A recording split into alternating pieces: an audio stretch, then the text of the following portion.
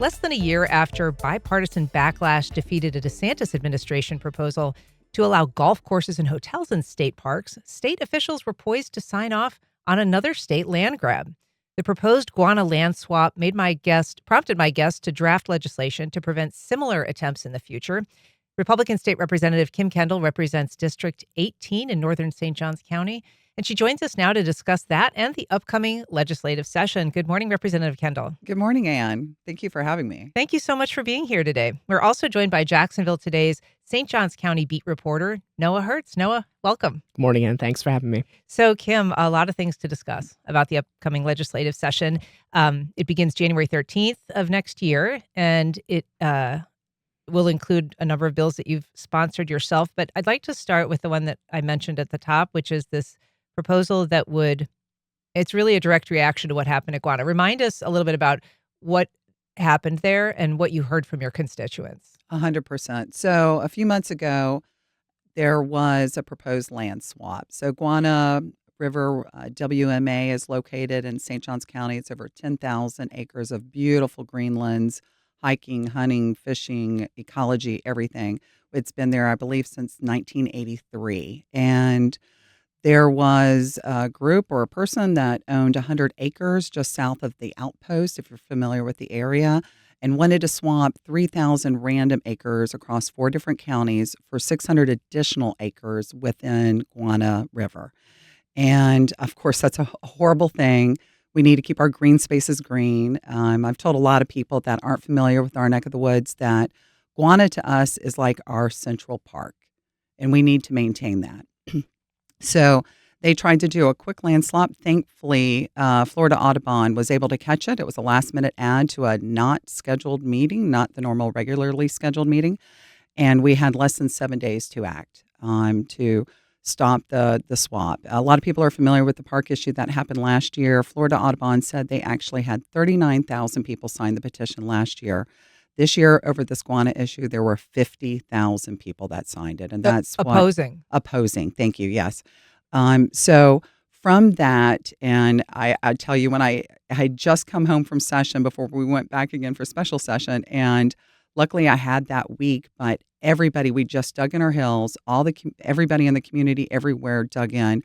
But I've never used, there's this, I call it the red button on our legislative computers where I can click it and it will send an email to every legislator and all their staff. And I put on the subject line, SOS from Rep. Kim Kendall in all caps, because I was so concerned that everybody cares about these issues, but not as much unless it's in your backyard. And I knew the park situation was very widespread in the state, and I was worried that it was just our county. So I reached out to everybody saying, if this happens to us today, it's going to happen to you tomorrow. I need your help. Everybody, please get the word out. And like I said, everybody got together. We were able to stop it. They pulled the request. But then it showed to me where we have some loopholes to take care of. So this bill is going to address transparency that has to be published, the intent of why it's a good land swap, appraisals have to be posted, and the notice time. It should have never just been 7 days. So we are putting in the bill that it'll be 30 days notice. Right. And what would require any kind of public announcement that it's coming? In addition to the timeline, as you said, this was sort of discovered by almost by accident, by chance, by the Audubon Society. Thankfully, they were sort of watching this agenda. But had they not notified you and everybody else, it would have really passed unnoticed. 100%. So we've added in, and I asked Representative Allison Tant to be my prime co on the bill. She works with the state parks, and we both together really worked on how we can do better noticing, how the 30 days prior to the ARC board, the appraisals, making sure it's contiguous land. I mean, we went through every different section that we possibly could with our policy chiefs to try to address all those things. Now, it's still going, it'll still go through the committee process. So I would say to anybody listening, not only we appreciate, I've already been seeing some emails of support of the bill, which I so appreciate. But if there's suggestions or whatever, we've been trying to work with the stakeholders, but, we will take suggestions through the process to try to make it better. Sure. And Noah Hertz, this was an issue that you covered extensively when it was happening. It ended up generating a lot of bipartisan support in perhaps a surprising way. Yeah, absolutely. I mean, it's no secret that St. Johns County is a very Republican-leaning and Republican-dominated, I would say, part of Florida.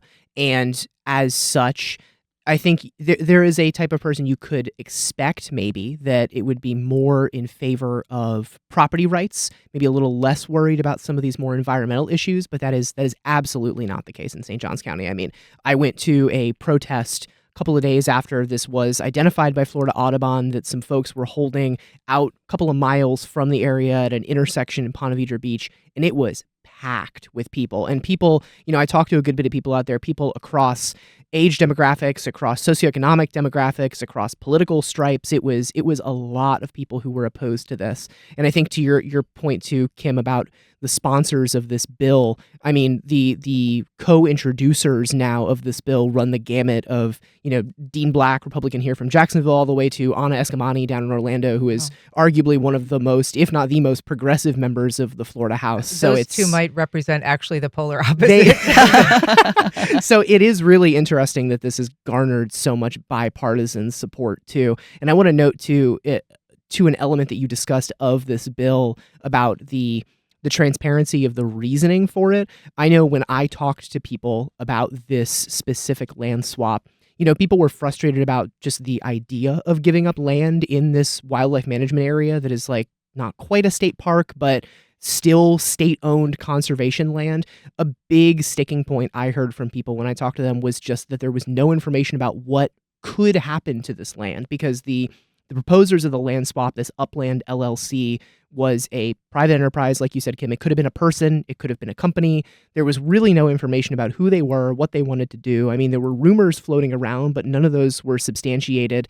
And when Upland announced that they were no longer going to go forward with the land swap, in the letter from their legal representation, it said something like they had pulled it due to misinformation that was floating around. But it's difficult to identify misinformation when there's no information to begin with about it. So I know that was a big sticking point for a lot of people. So I spoke to the attorney, Mm-hmm. and he said the same thing to me.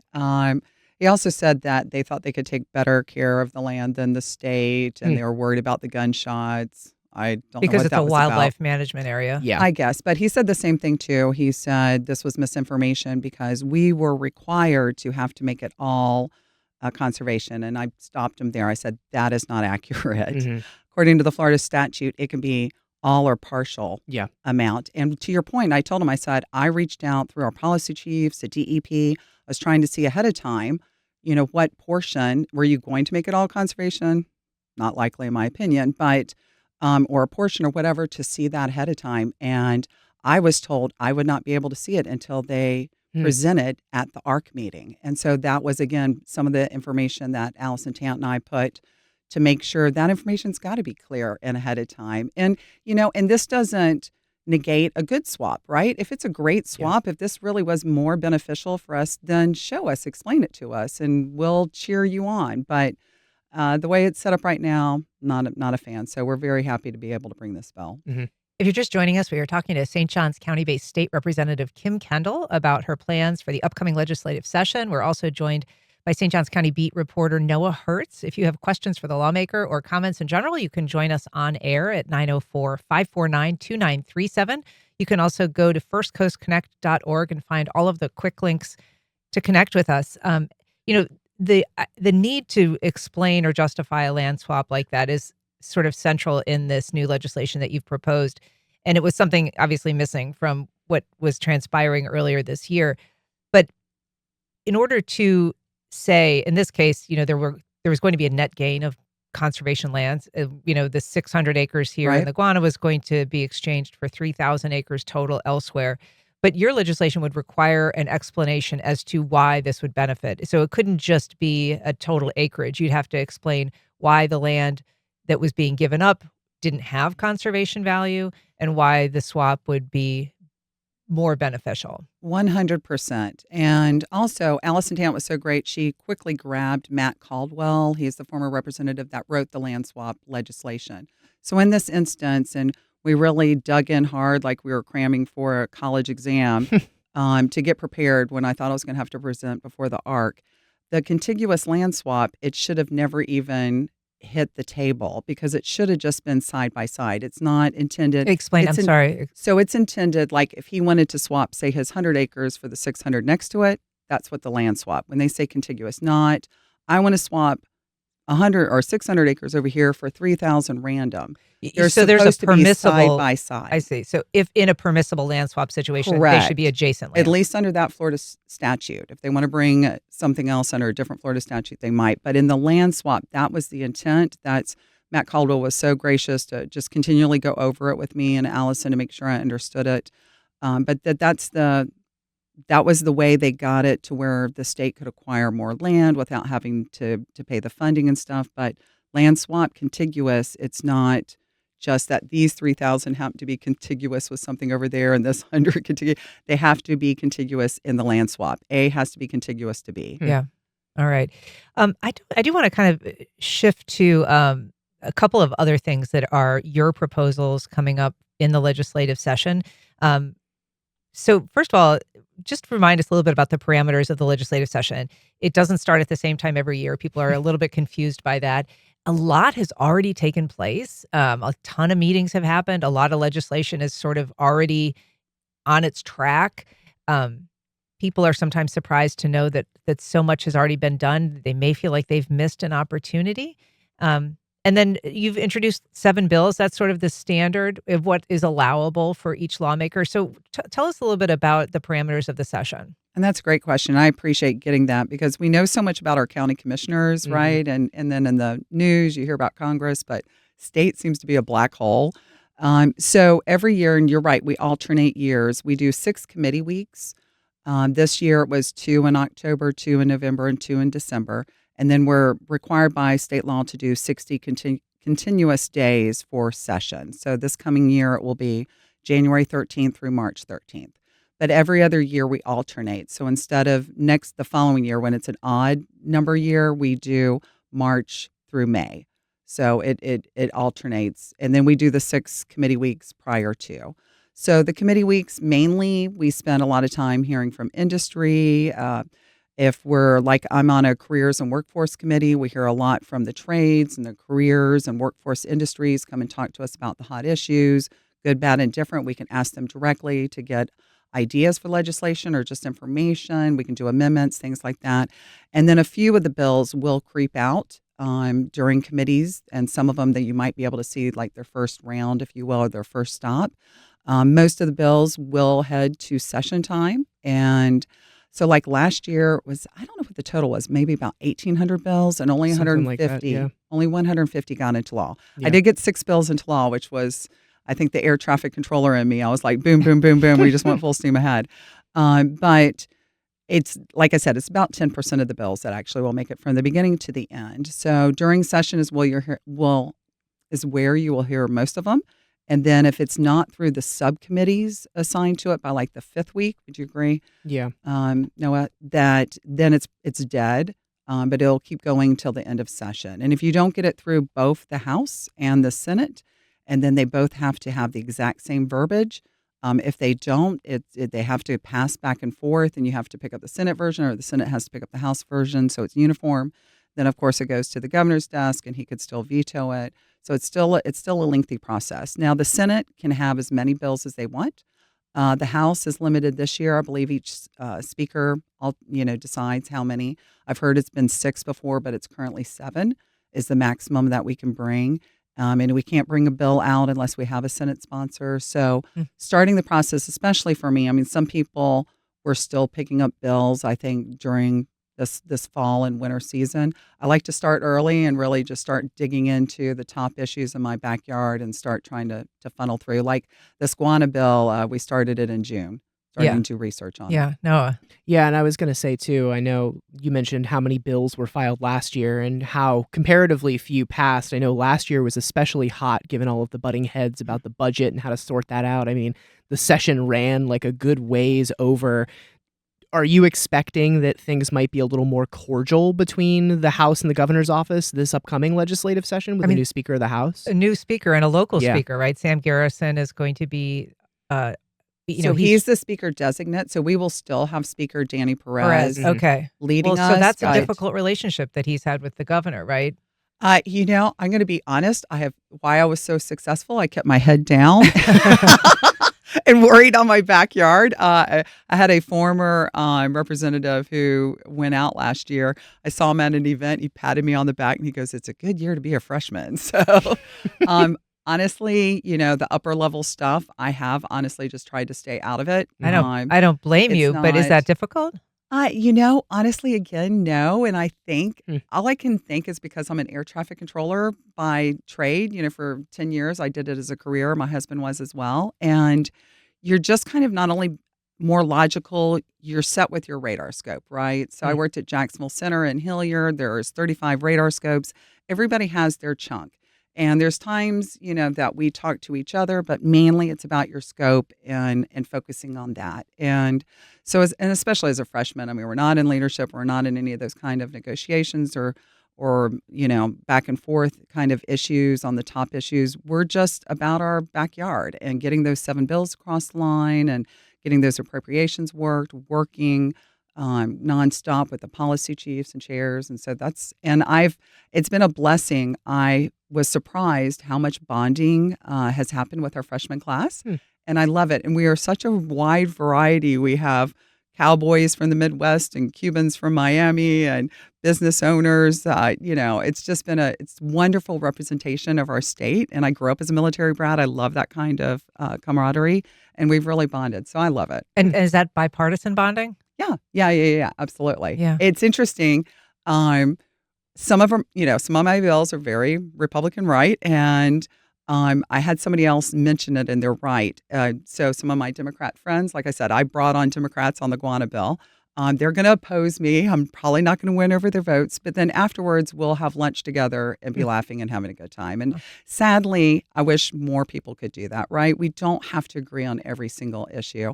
And I love hearing different, points of view. I mean, that's how you sharpen your thoughts. Maybe I convince you, maybe you convince me, maybe we don't. It's okay to have differing points of view, but sadly we can't talk about politics, it seems like. Right. And I mean, one issue that is bound to be partisan is redistricting, right? That's something that Florida is considering. A lot of other states have already gone through this process.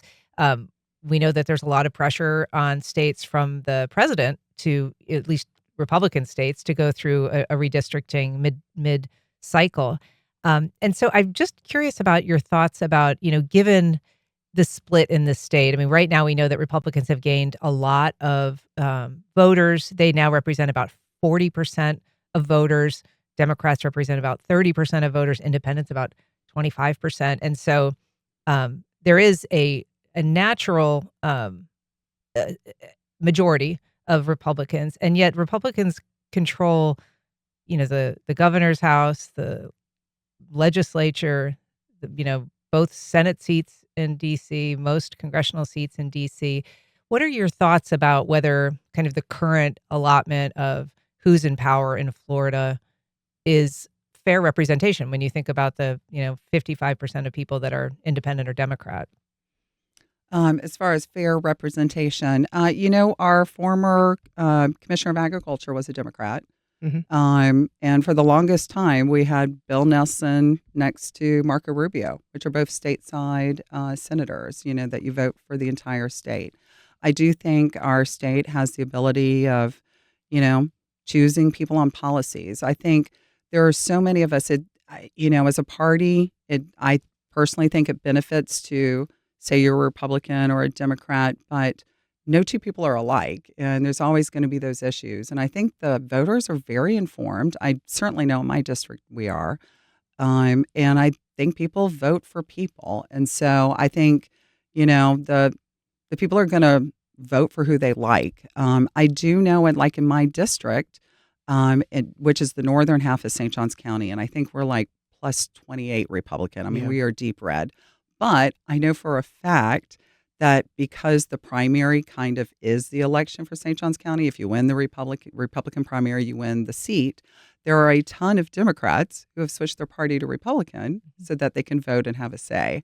So I don't know. And a lot of voters who've done the same. Mhm. Sure. And you see that in other states too. I know forever we had in northern St. Johns County, when I moved there, we had a Democrat Senator, Tony Hill, state senator, that represented me.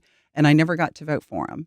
because he won in the Democrat primary and then he ran against somebody who didn't exist, I guess, or dropped out or whatever. And then I never got to vote for him in the general. But we had a general state senator when I first moved to St. Johns County. So it's, I think there's a lot of things that the numbers don't necessarily run true, in my opinion. And I think, adults know how to kind of discern what the issues are important to them. What is your sense about whether you support a mid-cycle redistricting?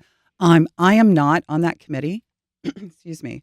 And there's a reason, because I just was like, I'm going to leave it to the folks that know what they're doing or may have a better, grasp of things. It's my understanding that they have begun the process.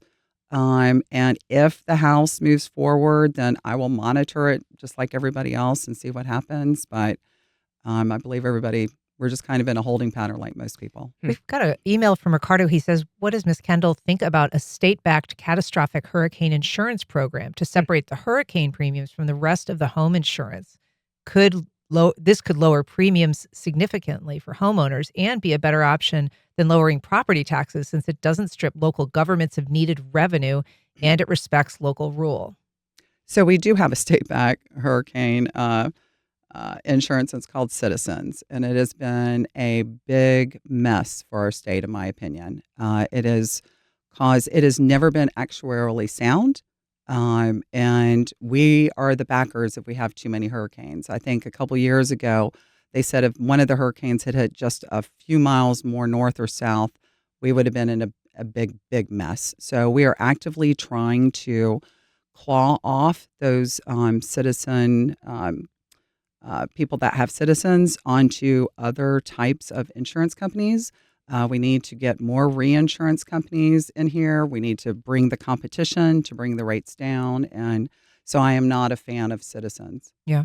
I'm glad that emailer mentioned both, disaster recovery as well as respecting home rule too, because I know a really hot issue in St. Johns County among elected officials has been last year's Senate Bill 180. I mean, I don't want to go 100% in the weeds here because it's dense and it's a lot, but the long and short of it is that it was pitched as a conservation bill or a disaster recovery bill, but has in practice ended up restricting or tying the hands of a lot of municipalities who have been trying to pass new elements of their rules that would enforce stricter conservation rules or stricter development rules and that kind of thing. I know there's a lot of municipalities that have sued the state over that. The places that are trying to build a more resilient kind of yes. future. And, St. John's, the county commission considered joining the lawsuit against the state over that, but opted to instead let that play out at the state level. I know that was a bill that you initially voted for last year. There's been some talk at the county commission over whether you would support either a glitch bill or something to change things. Where do you stand on SB 180 there?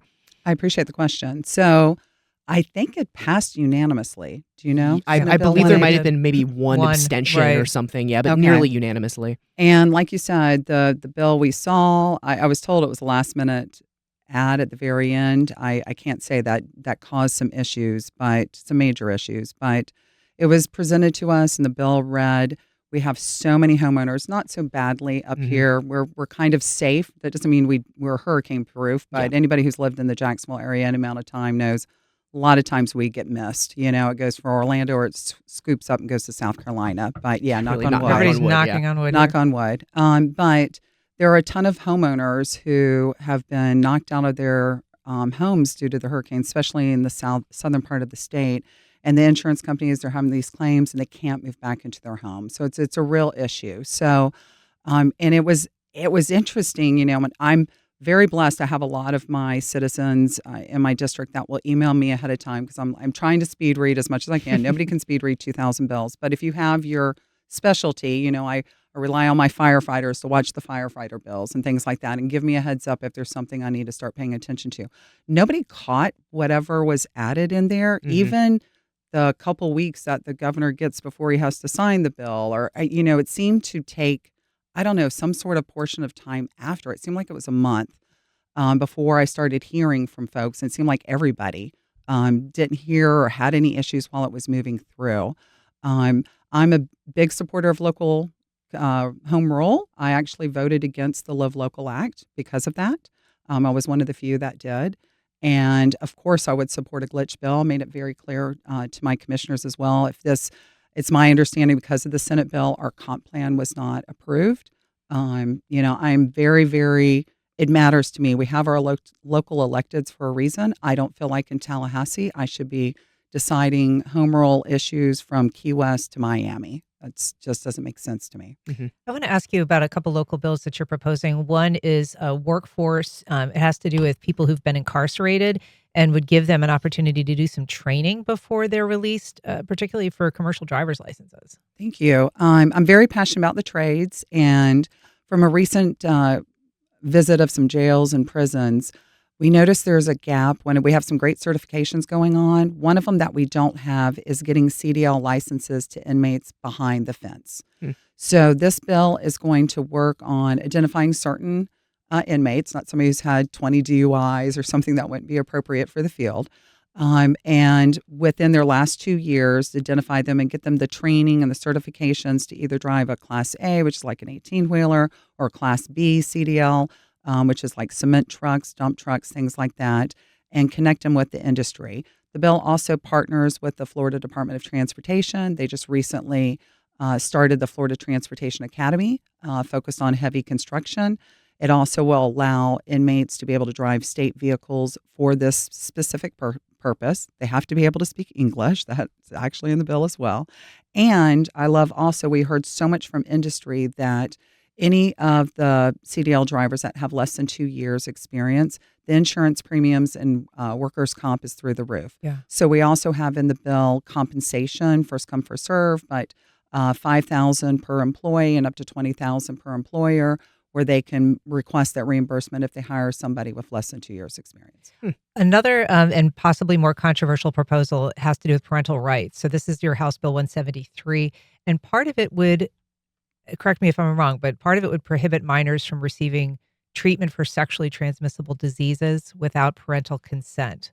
Same for non-surgical contraceptives and maternal health information. I'm sure that there's a lot of people that would say that could really put some kids at risk, particularly if they don't have the kind of relationship with their parent where they feel like they can talk about those things. So in the bill, we have, and it's the same bill I ran last year with Representative Plankin. It's just me on the House side this time, and Senator Graw's running it again. I made it all the way through the House and through the chamber floor. Senator Graw made it through all of her committees, but not the last vote. It didn't get picked up on the last vote. So it's the same bill. It has, and I wish I had it in front of me, but that's I'm happy to follow back up. But there are 16 different exceptions that are in the bill. It's not intended to hurt any young girls or boys or anybody. There's a million of those. Plus, anytime there is any kind of emergency or a threat, or we're concerned about a girl that's being raped by her foster dad. That seemed to be the example that comes forth. They can talk to anybody. That is still allowed. And we just need the parents, in my opinion, to be part of the process for several reasons. One, if you have, say, the 15-year-old girl that is in a horrific situation of being molested by her foster dad and she can't ask the dad for permission, well, we're enabling them. So then we're allowing the 15-year-old to be taken care of and go back to that horrific situation. We have to get her and any of her siblings out of that situation. We need to know about it, as well as the parents want to be part of the process of mental health, physical health, things like that. I'll give you one quick example. My son has mastocytosis. Most people haven't heard of that. It's a rare skin disease. And you have to not only avoid very hot, very cold, he can never be part of the polar bear club, but he cannot take antihistamines. He can't take ibuprofen. He can't take Tylenol. There are certain things, if those cross, it can cause permanent damage to his organs. So again, I don't want my 14-year-old son going off and getting treatment and not know those things when I need to be part of his healthcare process. Do you think that it's possible that just that provision, even if you are going to eventually talk to your parent and say, hey, I've contracted an STD, or I think I have, do you worry that that would naturally build in some delay before those things are treated, that there would be some time that just a kid needs to kind of build up to that conversation, time during which an STD could progress, or they could be having unprotected sex without, some sort of contraceptive. So the exam is still allowed without parental involvement. So they would know instantly. And they're very quick. We've talked to a lot of folks. And I've actually as well done my due diligence with doctors and mental health professionals and stuff doing my research on the bill. But there are avenues to quickly get those things resolved. But the exam is okay without parental permission. No. Yeah, I thought when I was reading this bill yesterday, I thought a really interesting element of it too was the element of surveys and questionnaires that could be given to minors. And I believe, and correct me if I'm wrong, it's the provision is that parents or guardians would have to see copies of questionnaires that could be delivered to minors before the minors take them if they have questions about things like their sexual health, their sexual orientations, their religious identity, their political affiliations. That seems like it does kind of fall in line with where the parental rights ideas and movements have kind of gone in Florida over the last couple of years. So when it comes to surveys, and there's also the heart math monitor, the biofeedback thing, which is horrible to me.